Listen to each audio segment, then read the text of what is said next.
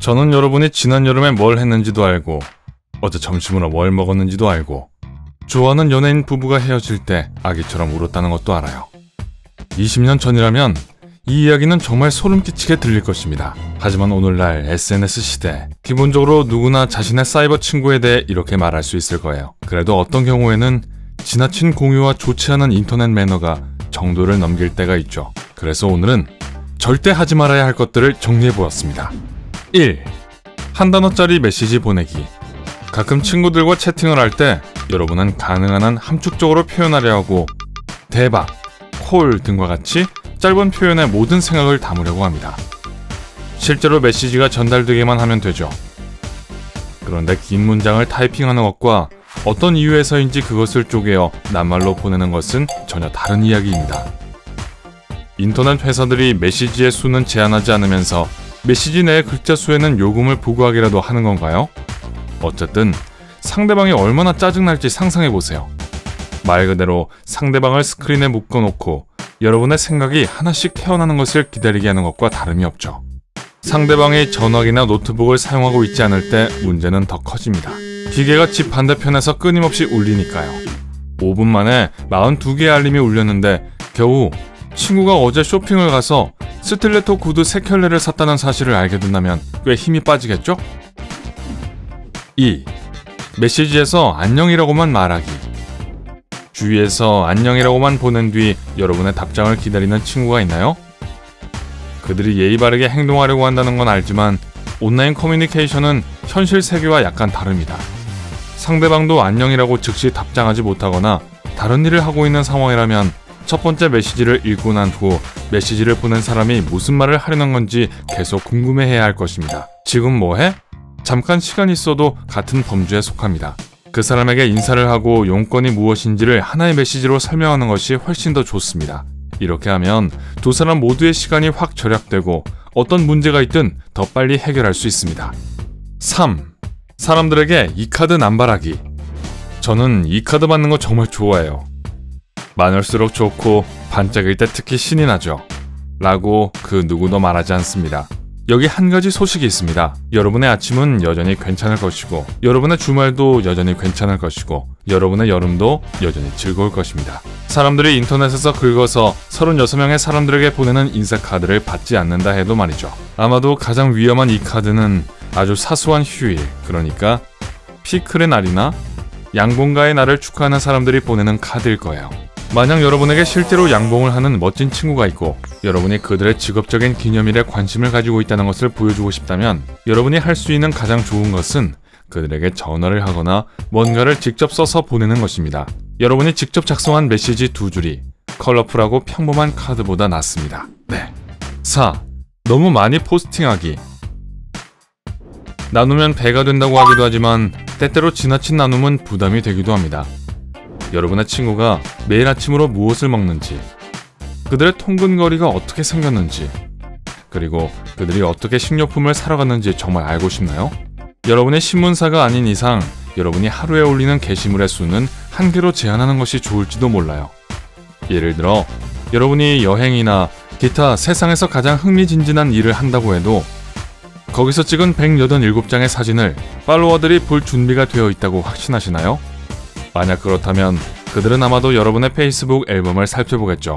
그들이 인스타그램에 있는 모든 포스팅의 스크롤을 내리면서 그리 행복하지는 않을 겁니다. 정말 좋아 보이는 사진 몇 장이면 충분할 거고 대부분 그런 사진들이 더 많은 좋아요를 받을 거예요. 그런데 요즘 SNS 사이트들은 실제로 더 스마트해져서 게시물을 엄청나게 자주 올리는 친구들의 모든 포스팅이 여러분의 피드에 다 나타나지 않도록 콘텐츠를 가려내고 있습니다. 고맙네요.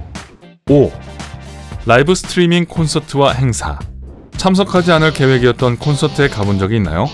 그러면 콘서트 전체를 스냅챗하거나 인스타그램에서 라이브 스트리밍을 시작한 친구에게 감사해야 할 거예요.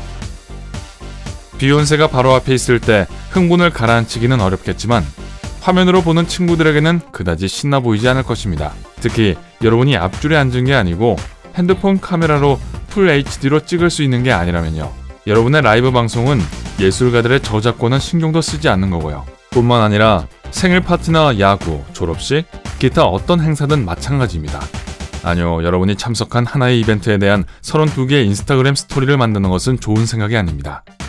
좋은 사진이나 비디오를 하나만 공유하고 그 행사에 참여하면서 겪은 흥미로웠던 일들에 대한 의미 있는 이야기를 추가하면 괜찮을 것입니다. 절 믿으세요. 6. 해시태그와 이모티콘에 집착하기.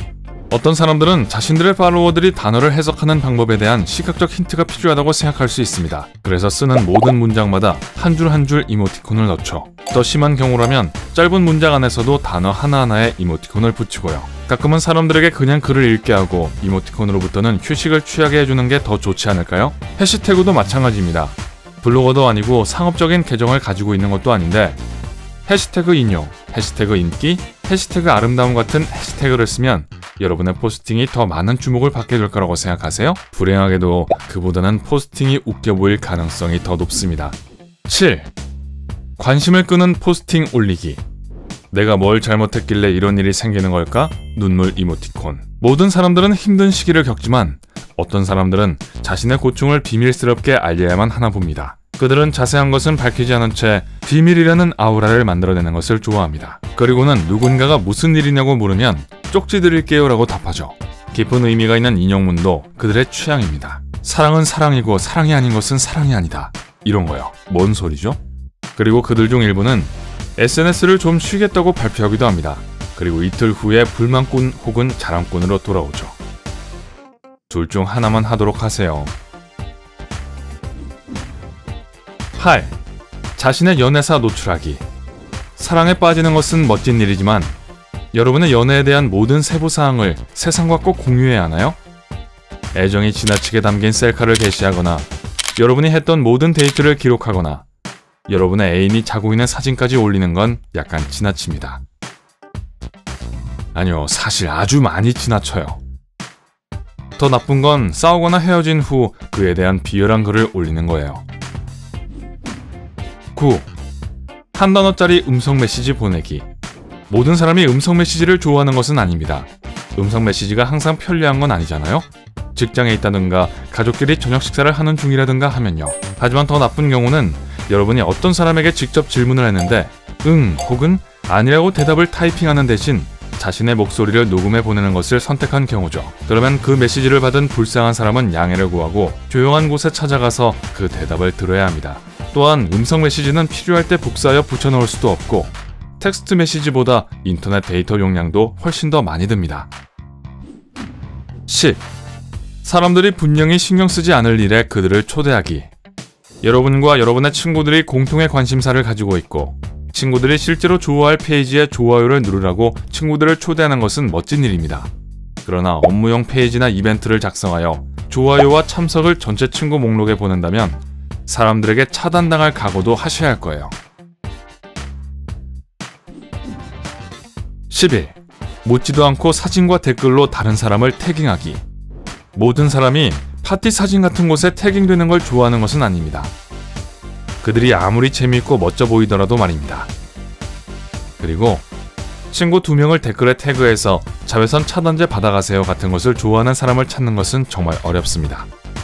그러니까 먼저 사람들에게 물어본 다음에 그들의 사진이나 닉네임을 인터넷에 올리는 게 훨씬 더 좋은 생각입니다. 12. 보이는 모든 것을 퍼오기. 어떤 멋진 주제를 친구들과 나누고 싶어하는 것은 정상이지만 친구들이 매일 17장의 강아지 사진을 보고 싶어하는 것이 확실한가요?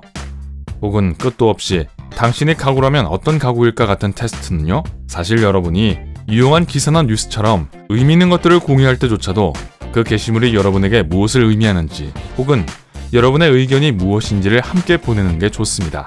그냥 공유하기를 누르거나 리트윗을 하는 것보다는요. 그러면 팔로워들의 피드가 이미 6번이나 본 게시물로 넘쳐나게 될 일이 적어지겠죠. 이 모든 걸 털어놓으니 속이 다 시원하네요. 그렇다면 이 중에서 여러분을 가장 짜증나게 하는 SNS 습관은 무엇인가요? 아니면 이 목록에 없는 습관이 있나요? 아래 댓글로 알려주세요. 오늘 새로 알게 된 것이 있다면 영상에 좋아요를 누르고 친구와 공유하세요. 하지만 잠깐! 아직 귀염뽀짝 강아지 사진 47개를 보러 가시면 안 돼요. 여러분이 확인하셔야 할 2000개 이상의 재미있는 영상을 준비했습니다. 왼쪽 오른쪽 중 하나를 클릭하고 즐겁게 감상하기만 하시면 돼요. 삶의 밝은 면과 함께하세요.